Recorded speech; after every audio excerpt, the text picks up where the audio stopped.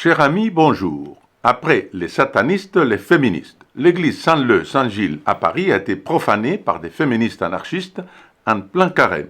Le 10 mars dernier, des inscriptions ont été découvertes sur le mur extérieur de l'édifice consacré à Dieu. Des tags tels que, je cite, les prisons en feu, féministes anticapitalistes, ont été laissés, ainsi que des inscriptions obscènes que je ne reprendrai pas ici. Le symbole anarchiste est marqué à 2 endroits sur le mur de l'église qui est classé au titre de monument historique depuis 1915. Pourquoi les féministes attaquent-elles systématiquement les chrétiens? Curieusement, ce sont toujours les églises qu'elles plaignent possible, jamais les mosquées.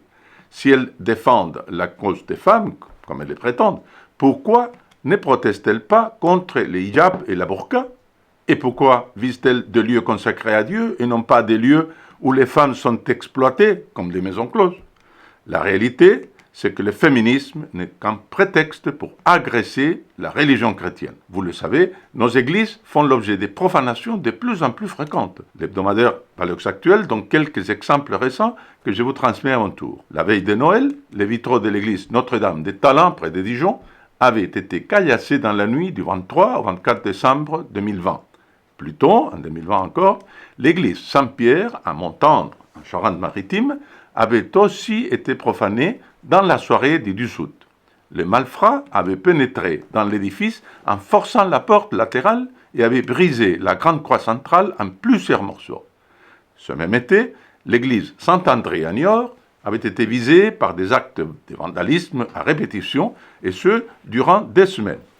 N'oubliez pas non plus l'incendie criminel de la cathédrale de Nantes l'été dernier. D'après le ministère de l'Intérieur, plus d'1 million d'actes antichrétiens sont commis en France chaque année.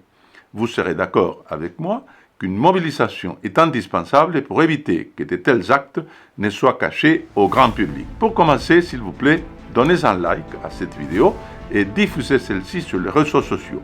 En laissant votre like et en partageant avec vos amis, vous multipliez par 2 la diffusion de cette vidéo dans toute la France. Maintenant, je vous propose de regarder la vidéo qui est sur l'écran. Une marée noire sataniste menace notre pays.